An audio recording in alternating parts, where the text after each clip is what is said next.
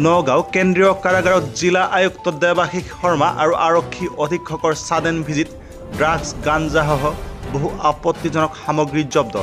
নগাঁও কেন্দ্ৰীয় কাৰাগাৰৰ ভিতৰত চলি আছে এখন বিলাসী ৰেষ্টুৰেণ্ট। কেন্দ্ৰীয় কাৰাগাৰৰ ৰেষ্টুৰেণ্টৰ ভিতৰত পোৱা যায় শীতল পানীয়। কেন্দ্ৰীয় কাৰাগাৰৰ অধীক্ষক আৰু জেইলাৰৰ বিৰুদ্ধে ব্যৱস্থা গ্ৰহণৰ বাবে গৃহ বিভাগলৈ পত্ৰ প্ৰেৰণ। নগাঁৱৰ পৰা নিতুল দাস, নিউজ টাইম 3। জেলৰ ভিতৰত দিবলৈ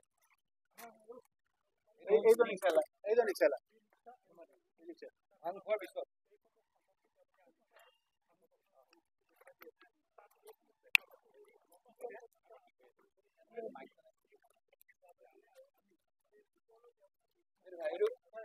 এইটো ভাং খোৱাৰ পিছত তেওঁলোকে পায়। এই বস্তুটো টকা দিলে তাৰ ভিতৰত ফ্ৰিজ আছে, ফ্ৰিজত এই বস্তুটো পায়। দৈও পায় ছাৰ, পৰিমাণ জুখিব। এতিয়া মেচিন আনিছে, ৱেট মেচিন আনি জুখি আছে।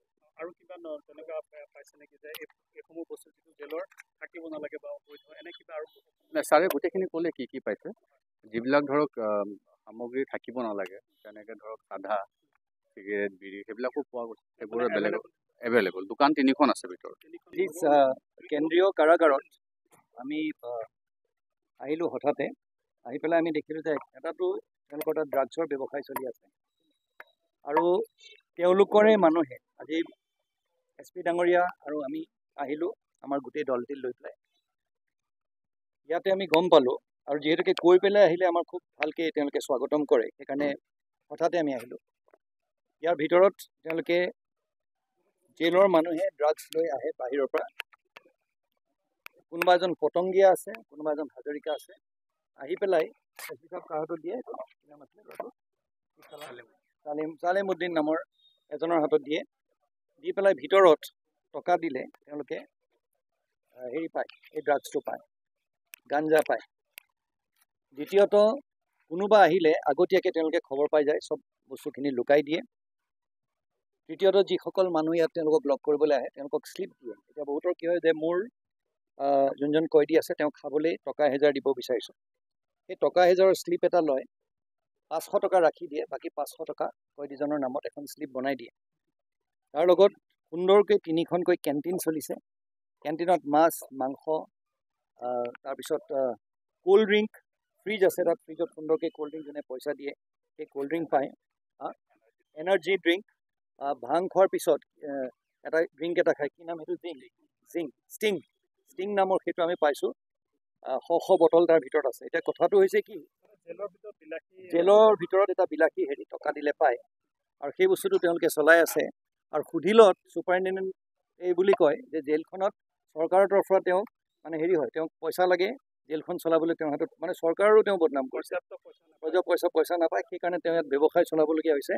আৰু তেওঁ চাবোন, তেল ইত্যাদি কিবা কিবি কিনি দিয়ে, সেইকাৰণে তেওঁলোকে এইটো এনে নিকৃষ্ট কাম এখন জেলৰ ভিতৰত। ইতিমধ্যে IGP ডাঙৰীয়ানীক এই কথাষাৰ অৱগত কৰিছে, হোম ছেক্ৰেটাৰী ছাৰকো অৱগত কৰা হৈছে আৰু বিহিত ব্যৱস্থা আজি গধূলিৰ ভিতৰত লোৱা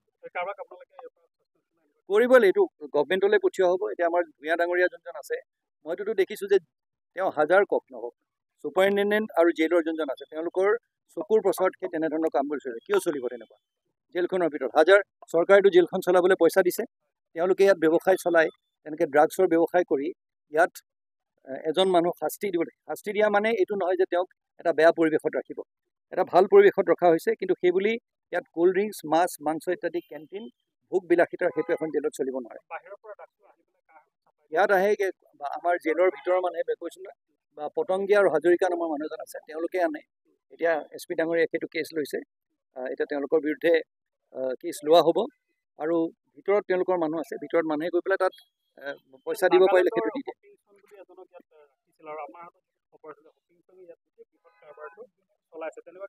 এতিয়া তদন্ত হ'ব, সেইটো SP ডাঙৰীয়াই তদন্ত কৰিব।